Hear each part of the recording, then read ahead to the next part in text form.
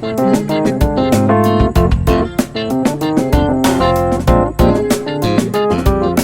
family and friends. Today we are going to be looking at this lime green colored grass, along with a few other plants. As usual, around this time of year, we're just tucking in plants in bare spots, bringing areas some color and some before and afters. First of all, let me show you this here. Look at this. Oh.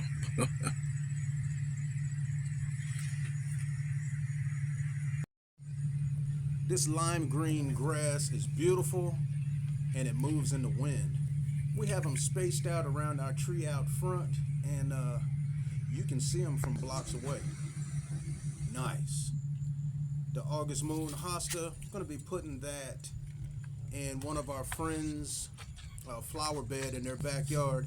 They have a few spots that need some color, and in this one spot that we're going to put this, it's going to brighten it up because they have a lot of shade in their backyard, and this lime green is really gonna brighten up that space.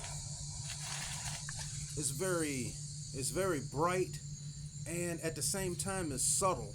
We have some variegation in the leaves, and if you look close you can see the lines. Very nice, and they're similar to the Big Daddy.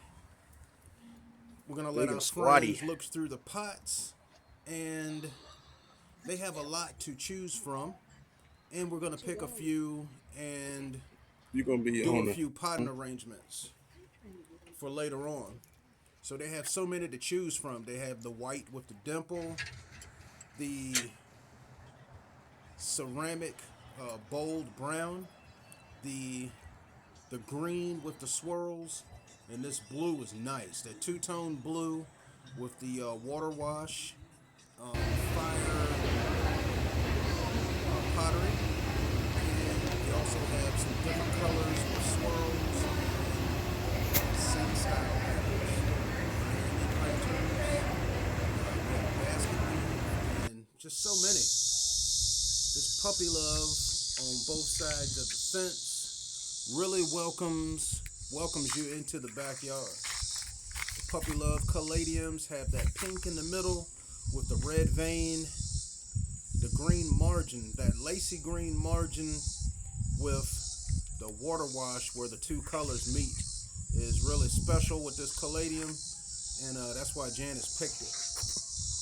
And they got a medium speed of growing, but these kind of grew a little faster than we expected. The Thailand giants out here in the backyard have been really handling the heat. Look at those swirls in between the leaves there, and between each vein is just a nice wave of swirls, and it's just a boldness with this leaf.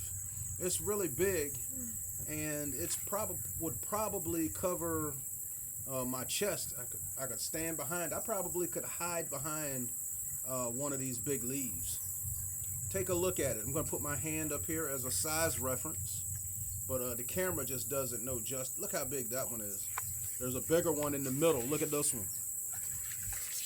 Put my hand in the middle, and then there's still plenty of room on both sides.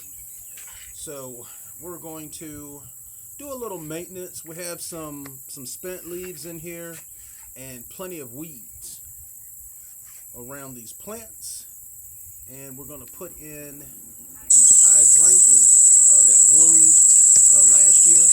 The heat has been really drastic, so we haven't been really watering them, and the foliage is still nice and green. These will get even darker green. This is the tool I'm using today, and it extends, and I could really do some chopping for those real stubborn weeds. Gonna get in here with the claw and also pull back some vines, and give the hydrangeas some nice loose soil so they can spread their roots. We're going to go all the way around, and once we break this loose, we can just get the grass out. You getting too. We really love using this because this cloth has a hole on the other side, and you can really chop and break this stuff loose. And then once it's loose, you can just pull out your weeds and then just smooth out the soil. We have some burnt leaves in here, and we'll be cutting those off. But there's a spot that you should stop on these. See how that leaf's coming out? Now, a way to tell where to cut on these is really simple. I'm just taking a look and checking for pests, and I'll show you on another leaf where to cut these to get the best performance. Now this one here just looks like it needs water. We've had some triple-digit temperatures, and everything really needs water out here. So before we do that, we're just going to go through and get these big weeds out and chop through with the claw. And if they're really close, then we'll just have to go in with our hands and pull them. This bed hasn't had much attention because once it got hot, we really weren't coming out here that much. Now this leaf here, that was just the regular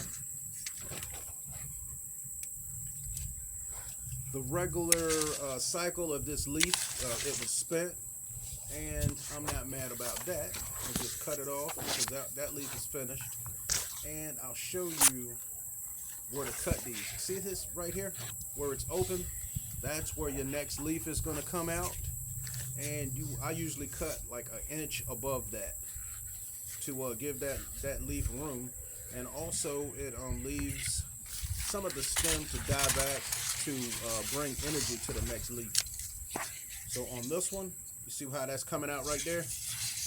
We'll cut it just above that, but the leaf is still good. So once that leaf burns out, that's where we'll be cutting that one.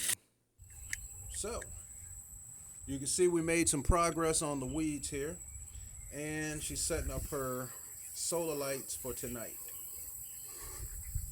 But before we go in for today, we are definitely going to water this bed, make sure that it gets an inch of water every week. We have our Tuxedo Hydrangeas in here, and our garden phlox, and we'll be putting another one in that bare spot. Maybe we'll probably pull that garden phlox out and go with a couple more of the Tuxedo Hydrangeas. See these little shrub things on the edge of the bed? When they bloom, they look like this. You get this dark foliage and this candy pink looking bloom. Tuxedo Hydrangea container garden also. Full sun to part shade, free flowering, and they stay 3 feet high to 3 feet wide. Is the full grown bush. And they are just right for this bed because once they start getting some size on them, there'll be less weeds here and less space for weeds to grow.